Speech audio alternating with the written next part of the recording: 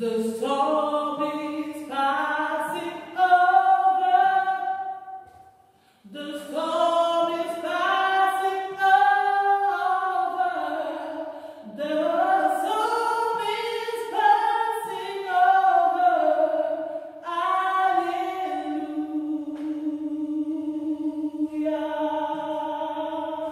The storm is passing over. The storm is passing over. The storm is passing over. Alléluia.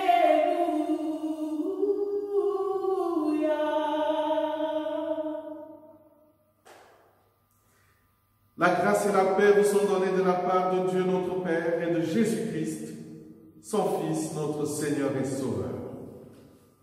Le Seigneur nous appelle, le Seigneur nous rassemble, le Seigneur nous unit. Il est présent parmi nous.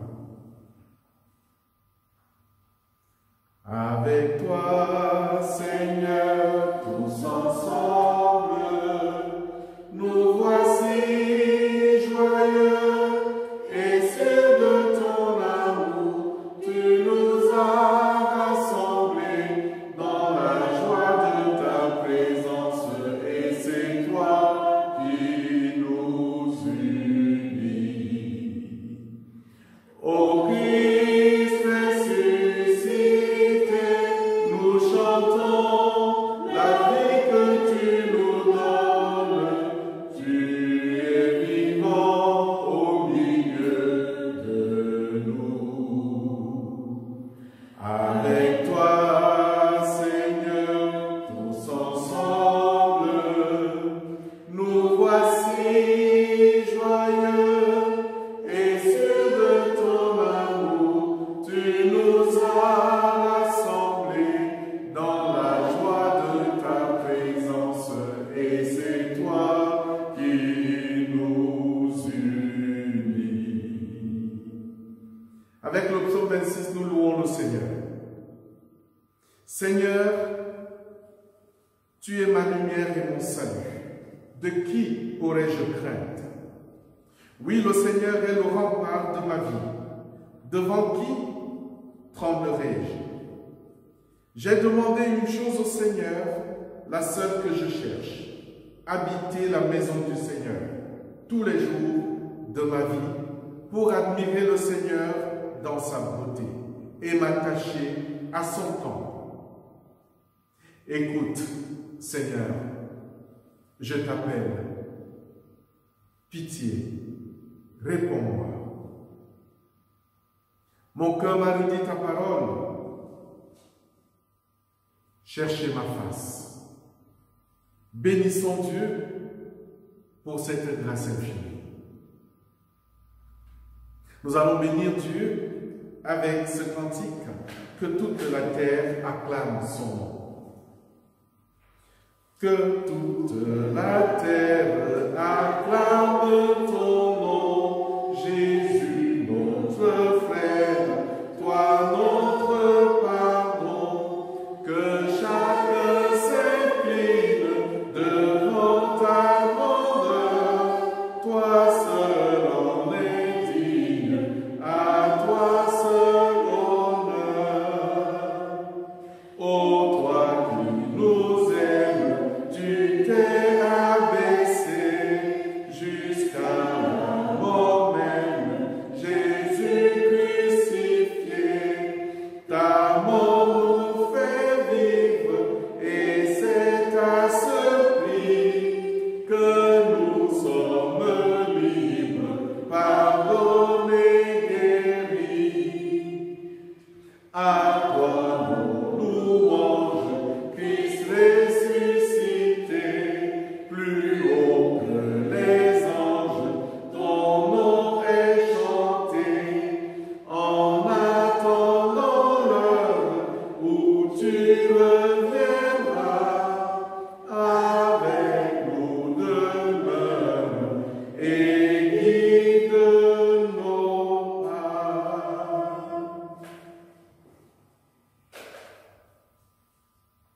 Le Seigneur Jésus, dans son enseignement,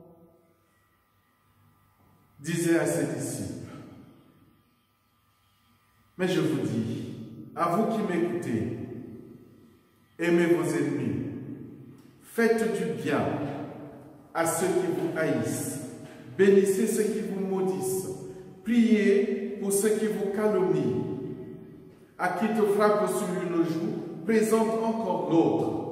À qui te prend ton manteau, ne refuse pas non plus ta tunique. À quiconque te demande, donne. Et à qui te prend ton bien, ne le réclame pas. Et comme vous voulez que les hommes agissent envers vous, agissez de même envers eux. Car la loi et les prophètes se résument dans ce seul commandement. Aime ton prochain comme toi-même. Dieu d'amour, tu fais connaître au plus humble tes secrets. Et pour lui, tu es un maître qui te plaît à l'enseigner. Ta parole est son appui, le bonheur son héritage. Et ses enfants comme lui auront la terre en partage. Je nous invite à la prière. Seigneur notre Dieu, notre Père, nous voulons te dire merci et pardon. Merci Seigneur parce que tu es notre Père, tu es notre Dieu. Nous savons bien que nous te devons tout. Oui, merci Seigneur notre Dieu. Mais pardon Seigneur parce que cette humanité et ce monde ne sont pas très beaux. Ils sont tournés vers la destruction. Pardon, parce que nous y sommes pour quelque chose. Oui, Seigneur, pardon. Pardonne-nous nos actes manqués. Et en même temps, Seigneur, nous te disons merci parce que dans ce monde, tu as envoyé ton Fils. Et maintenant, tout est possible dans ton amour. Seigneur, pardon, parce que nous ne t'aimons pas assez. Nous ne sommes pas suffisamment à ton écoute. Et nous n'écoutons pas beaucoup ce que tu as placé auprès de nous. Oui, pardon pour notre égoïsme, nos préjugés, nos jugements. Seigneur, pardon. Et en même temps, merci, parce que ton jugement à toi n'a pas pour but de nous détruire ou de détruire l'humanité, mais plutôt de nous sauver et de nous libérer. Seigneur, merci, parce que tu pardonnes et que tu nous rends sans excuse de ne pas t'aimer assez, alors que toi tu nous aimes comme personne ne peut nous aimer. Sans excuse pour désespérer quand tu apportes une espérance inouïe. Sans excuse pour t'appeler encore à grands cris quand tu es si près de nous et que personne n'a jamais été aussi proche de nous. Pour tant d'amour, Seigneur, nous te disons merci. Amen. Nous chantons le cantique Dieu Tout-Puissant. Dieu Tout-Puissant, quand mon cœur considère tout l'univers créé par ton pouvoir, le ciel d'azur, les éclairs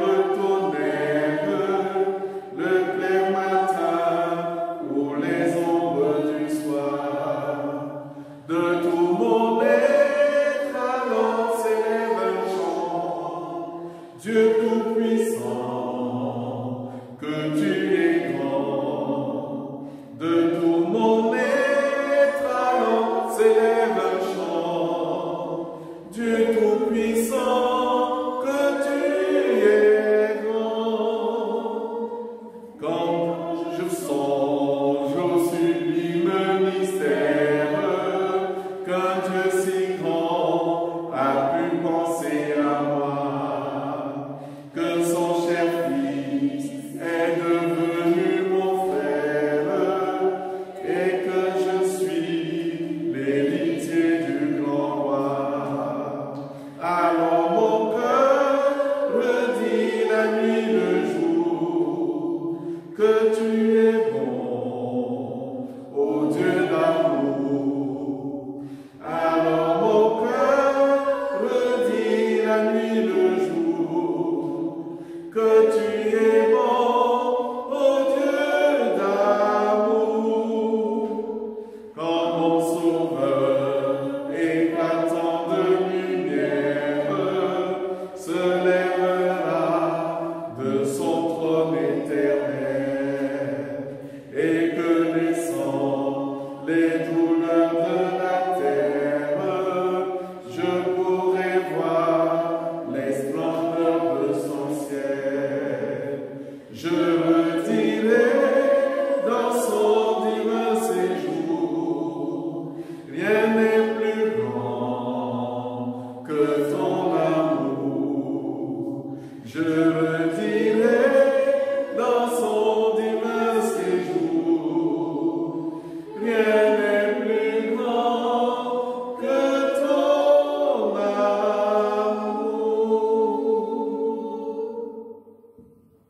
Aujourd'hui, nos lectures bibliques seront tirées du livre des Actes des Apôtres au chapitre 1, les versets 12 à 14, et de l'évangile de Jean au chapitre 17, du verset 1 au verset 11.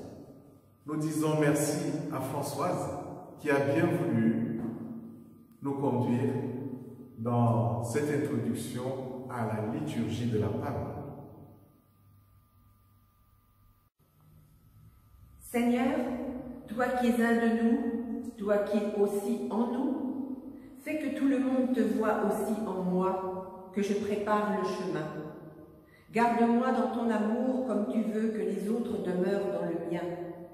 Fais que je ne désespère jamais car je suis dans ta main et en toi sont toute force et bonté.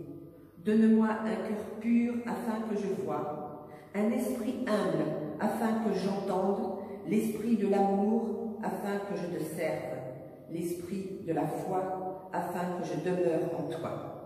Amen.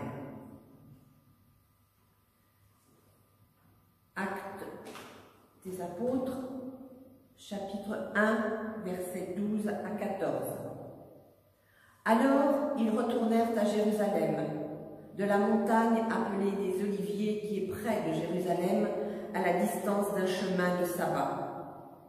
Quand ils furent arrivés, ils montèrent dans la chambre haute où ils se tenaient d'ordinaire. C'étaient Pierre, Jean, Jacques, André, Philippe, Thomas, Barthélemy, Matthieu, Jacques, fils d'Alphée, Simon, le Zélote, et Jude, fils de Jacques. Tous, d'un commun accord, persévéraient dans la prière avec les femmes et Marie, mère de Jésus, et avec les frères de Jésus.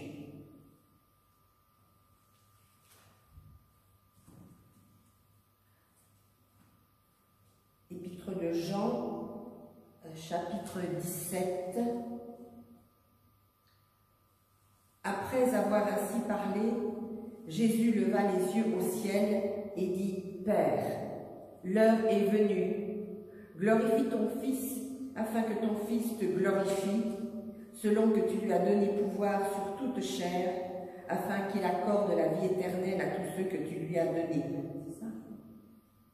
Or, la vie éternelle, c'est qu'ils te connaissent, toi, le seul vrai Dieu, et celui que tu as envoyé, Jésus-Christ. Je t'ai glorifié sur la terre, j'ai achevé l'œuvre que tu m'as donnée à faire. Et maintenant, toi, Père, glorifie-moi auprès de toi-même de la gloire que j'avais auprès de toi avant que le monde fût. J'ai fait connaître ton nom aux hommes que tu m'as donnés au milieu du monde. Ils étaient à toi et tu me les as donnés. Ils ont gardé ta parole.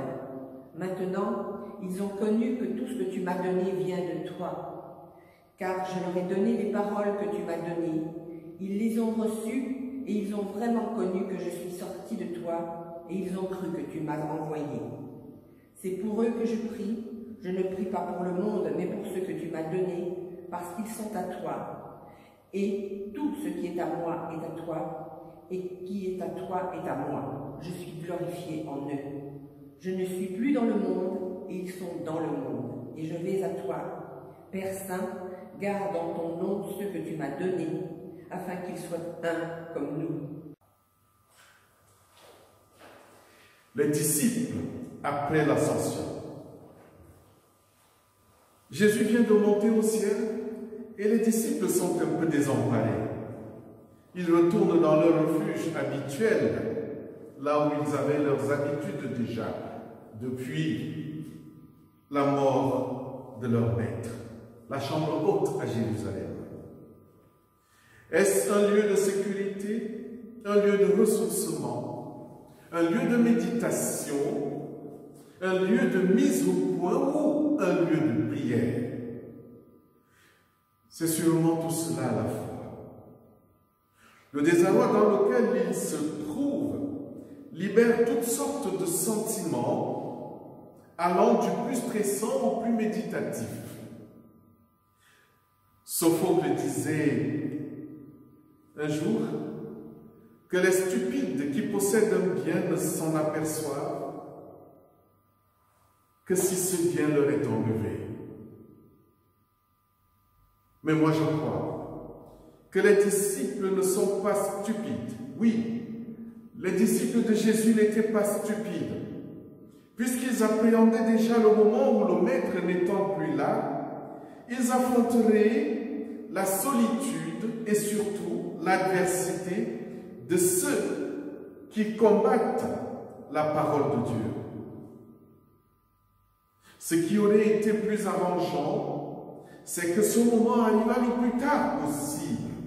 Mais malheureusement, ce moment est arrivé beaucoup plus tôt, et les voilà dans le désarroi, malgré les annonces et les enseignements de leur Maître Jésus-Christ.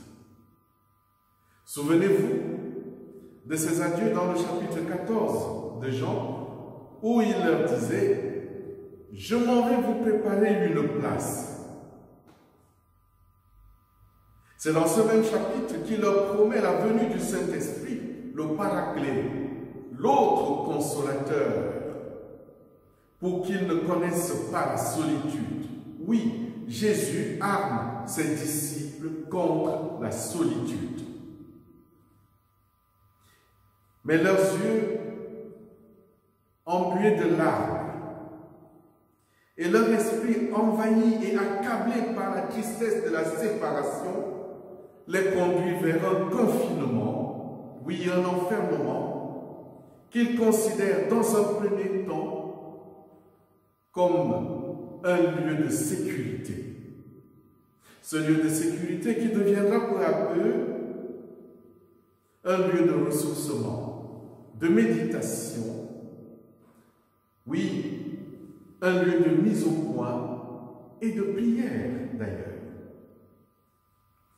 Ils ont oublié qu'ils sont précédés par une promesse, l'accompagnement du Saint-Esprit.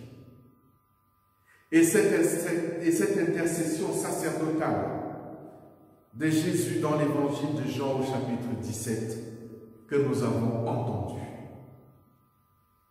Et parlant de cette prière, j'aimerais vous dire que Saint Augustin, dans son livre intitulé « Le libre arbitre », disait que la plupart des humains sont des idiots. Et il renchérissait en disant « ça aussi on le sait ». J'ose penser qu'il le disait parce qu'en tant qu'enseignant des Saintes Écritures qu'il était, il ne comprenait pas comment les humains pouvaient ne pas s'apercevoir qu'ils étaient grandement aimés par Dieu, qui leur avait envoyé son Fils Jésus-Christ. Surtout quand on sait l'importance et l'attachement qu'un moine de cet acabit peut avoir ou accorde à la notion du salut. Cette ignorance pousse l'humain vers le désarroi, qui trouve chez La Rochefoucauld une autre maxime, une de ses expressions les plus pointues, non sans un certain humour, car il disait « On trouve des moyens pour guérir de la folie, mais on n'en trouve pas pour redresser un esprit de travers. » Comment ne pas comprendre que l'amour et l'unité font partie des bases fondamentales qui non seulement régissent les relations entre Dieu et les humains, mais aussi entre les humains. Ceux qui ne le conçoivent pas ont quelque part un esprit de travers, car Dieu nous crée pour nous aider, pour nous encourager, pour nous consoler les uns les autres. Dans cette intercession, Jésus fait une sorte de bilan qui ressemble à une évaluation finale de son propre ministère. On y trouve des expressions au verset 4 qui inspireront d'ailleurs l'apôtre Paul lorsqu'il affirmera avoir combattu le bon combat de la foi dans 2 Timothée 4.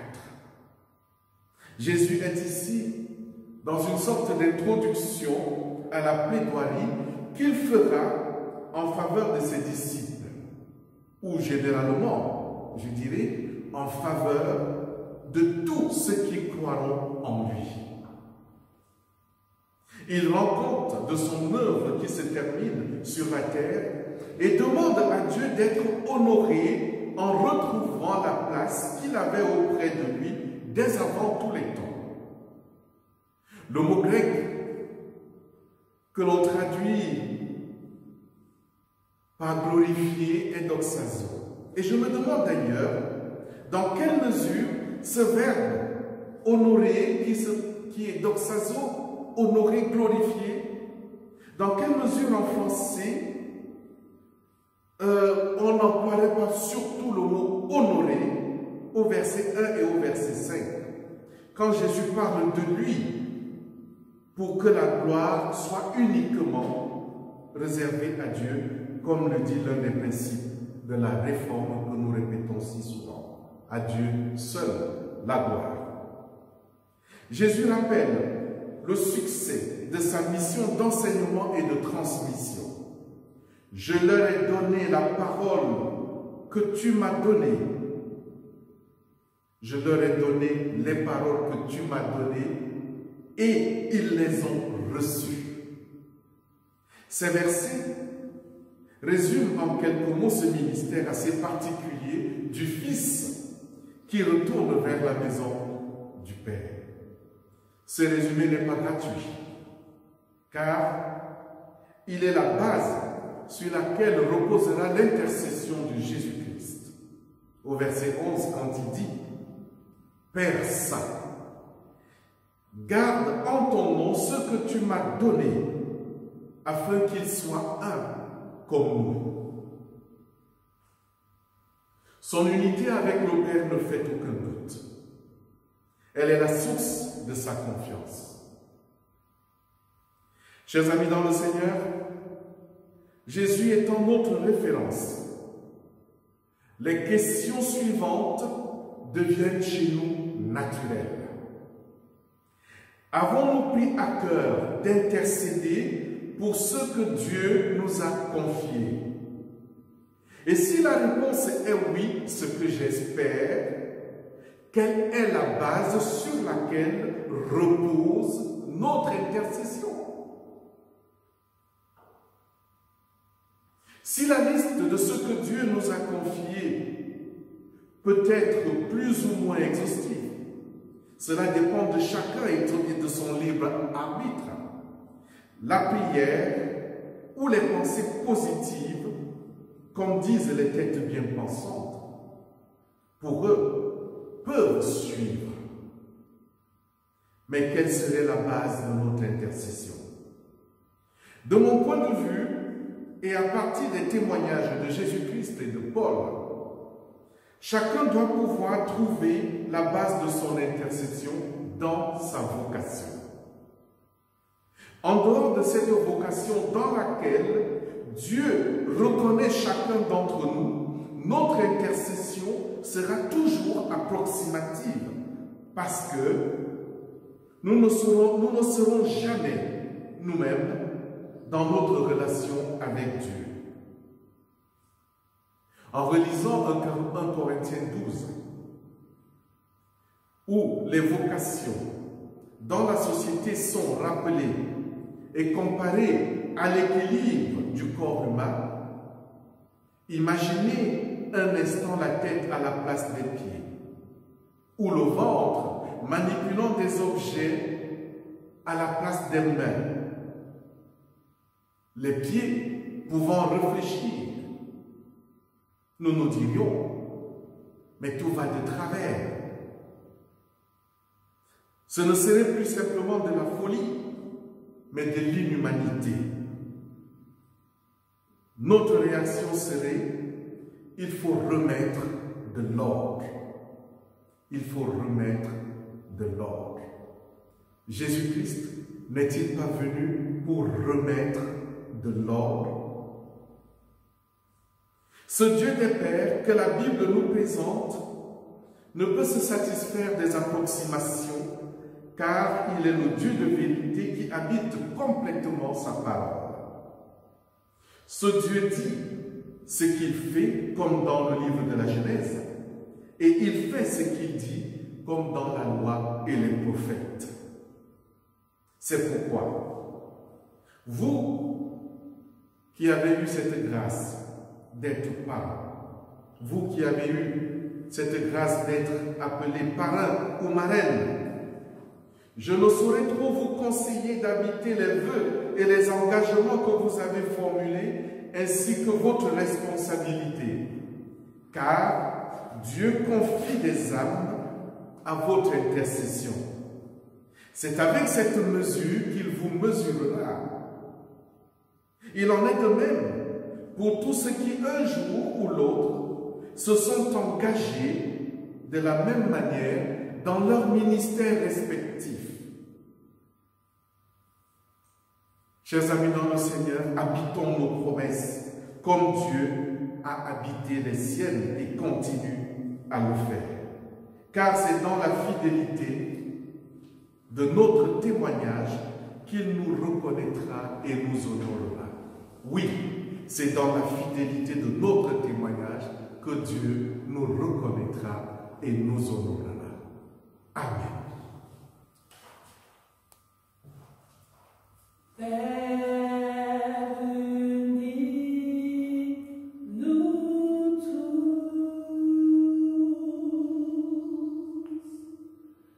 Père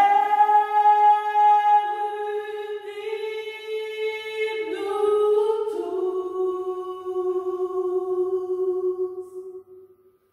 Que le monde croit à ton amour, Père uni, nous tous.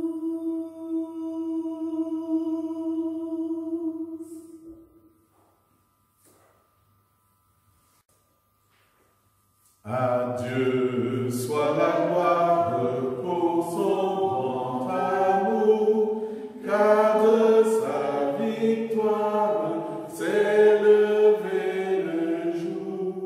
Jésus à ma place est mort sur la croix, il donne sa grâce à celui qui croit. Gloire à Dieu, telle écoute sa voix. Gloire à Dieu, monde réjouis-toi.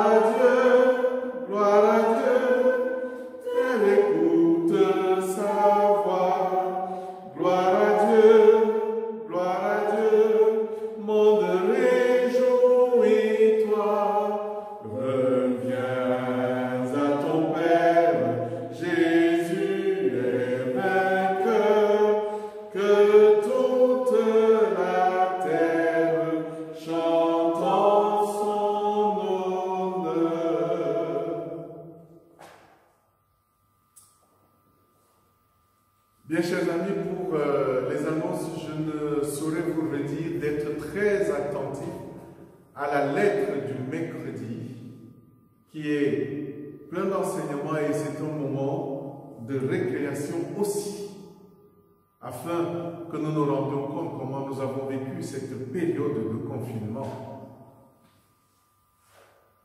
À la fin du culte, comme d'habitude, vous verrez les coordonnées pour participer à l'offrande de notre culte. Prions le Seigneur.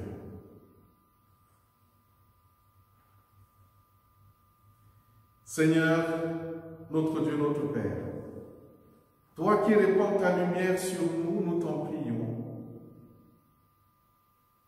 Viens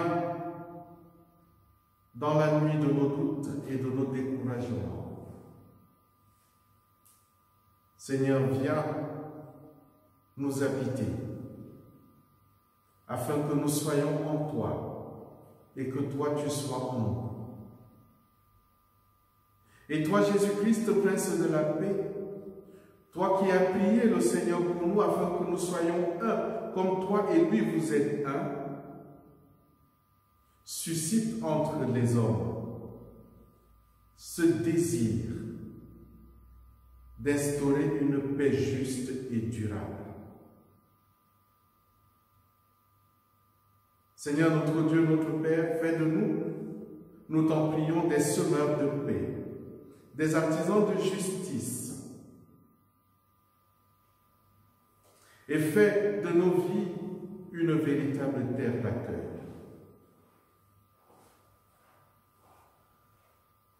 Espérance de tous ceux qui souffrent, nous te confions les grands malades, celles et ceux qui ont été atteints de ce virus.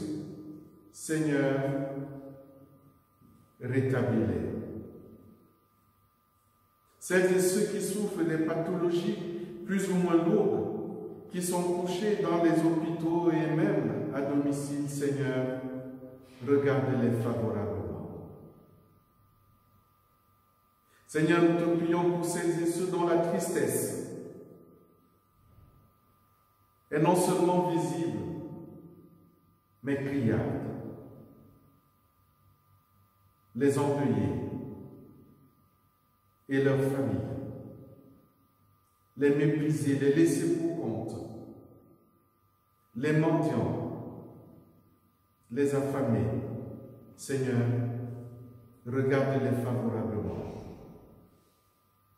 Reçois nos prières, Seigneur notre Dieu, et que la lumière de ce jour soit pour tous et toutes une source de joie et d'espoir. Nous te le demandons par Jésus-Christ, ton Fils, notre Seigneur, qui nous a appris à te prier ainsi. Notre Père, qui es aux cieux, que ton nom soit sanctifié, que ton règne vienne, que ta volonté soit faite sur la terre comme au ciel. Donne-nous aujourd'hui notre pain de ce jour. Pardonne-nous nos offenses, comme nous pardonnons aussi à ceux qui nous ont offensés. Ne nous laisse pas entrer en tentation, mais délivre-nous du mal. Car c'est à toi qu'appartiennent le règne, la puissance et la gloire, au siècle des siècles. Amen. Et ensemble, recevons de Dieu la bénédiction. Que la grâce de notre Seigneur Jésus-Christ, l'amour de Dieu le Père et la communion du Saint-Esprit soient avec nous tous, dès maintenant et à jamais. Allons tous dans la paix de notre Seigneur et Sauveur. Amen. Nous sommes un dans un lien d'amour. Nous sommes un